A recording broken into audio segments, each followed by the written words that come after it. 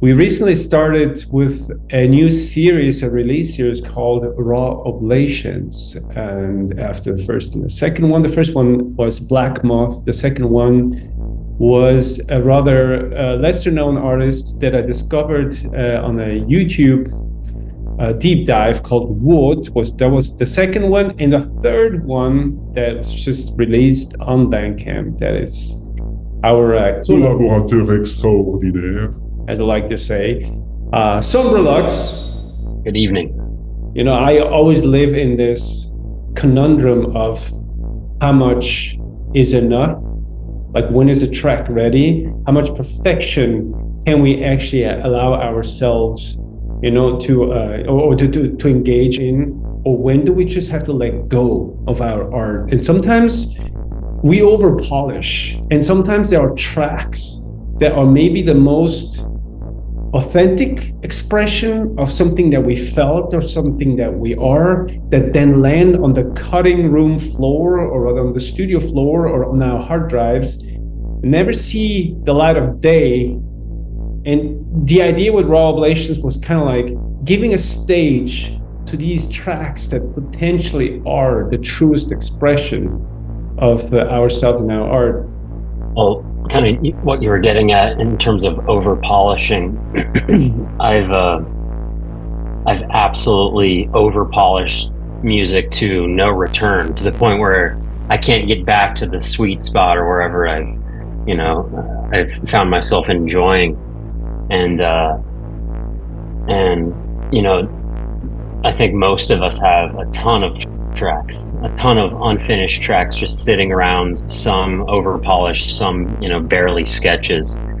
And it's honestly, it's fun to go back and kind of re-explore those, because you tend to, you know, grow as an artist. You tend to maybe your style shifts slightly, so you go back and you have a different perspective. And a lot of these tracks, you know, are probably pretty close to finished, but never see the light of day because you're really, you know, you're kind of constantly moving forward. First step is always turning on the synths, and there are plenty of times where that happened, and, you know, I'd just stare at them and couldn't do anything. It was like a creative paralysis almost. But happy to be moving forward, I think, and this is a great opportunity. We talked about this concept, the rawness of creation, and I think you and me, we've talked many hours about this need to give, but at the same time also, you know, this inner imposter that kind of holds you back from really, you know, being that guy who just vomits his music into the world and then walks away. Like, let's be honest, kind of, is this, maybe I'm romanticizing the image, but somehow this is the appealing picture that we have, that we wouldn't have to constantly revisit and process and polish and change and alter. Because after all, especially music, I feel, is almost like a snapshot in time.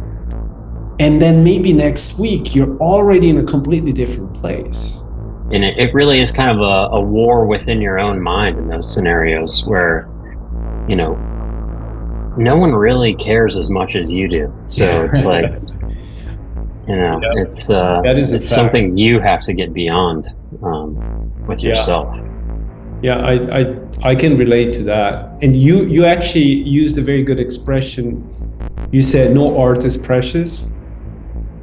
And that reference for me to that movie character that has this precious that he has to guard with his life and he doesn't want to share with anyone.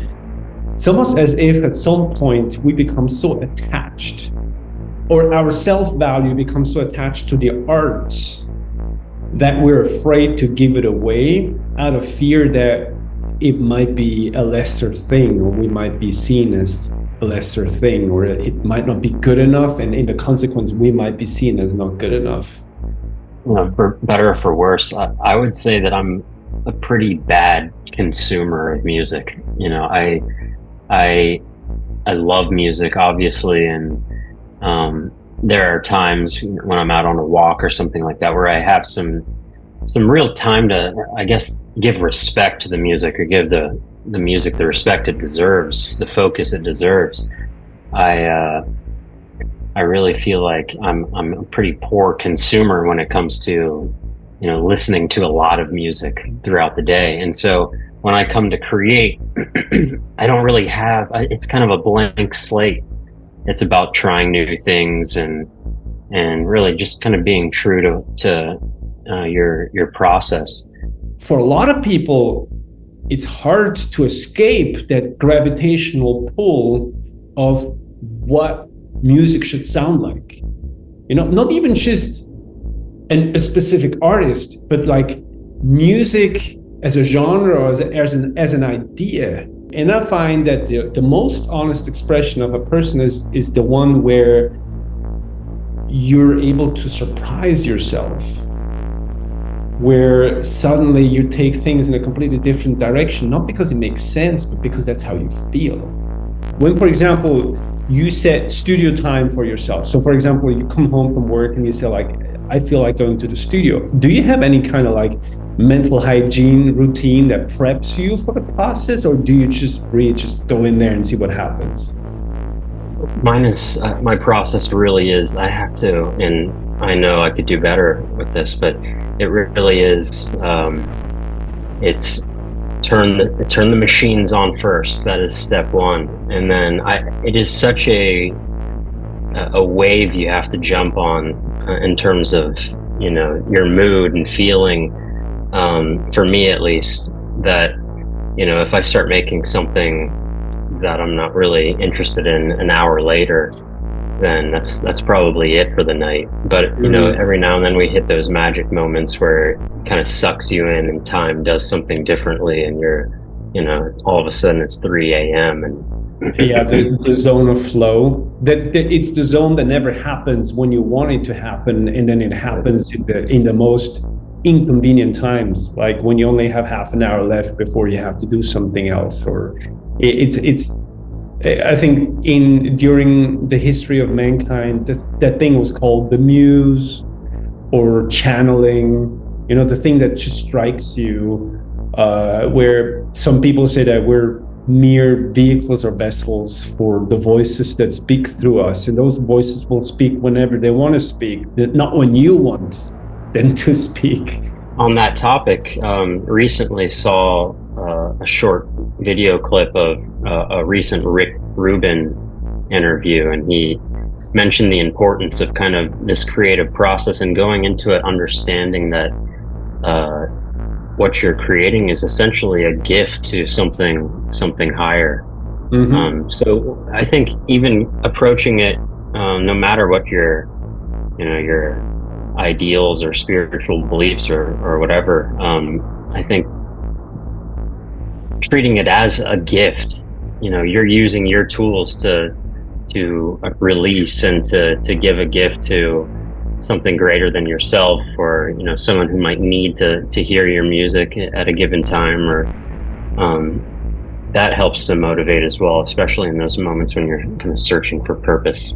I have always been under the impression that the true meaning of art, which can be anything is art that comes from like your truth, from your true self. It's not about what will result from it for you, but what happens in the process that you can give.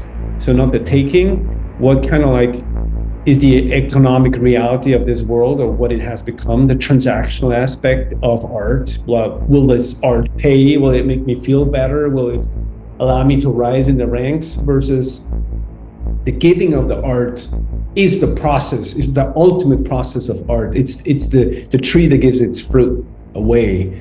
I think if there's one thing we can take from this discussion, that it's really this attitude of this non-seeking attitude, this just explorative attitude that you mentioned when you go in the studio. Just be willing to dig and bring out what's there without this expectation.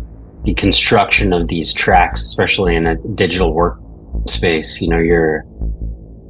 you're doing something very similar to painting. You're blocking in the shapes in a lot of cases, at least my process. You're blocking in the shapes, and then it's a series of several refinements from there, and adding details. And Fed to the Crows, available on Bandcamp and a little later on all the online stores. Also, quick announcement, as of next year, we're going to start to do limited run tapes of the Raw Oblations releases. So I hope you're going to be back on one of them as well. And who knows what else will come from that. But yeah, go check it out if you want to hear some music by Sombre Lux that is straight from the tap. And with that, I think everything is said and done. Thank you so much for taking the time, man.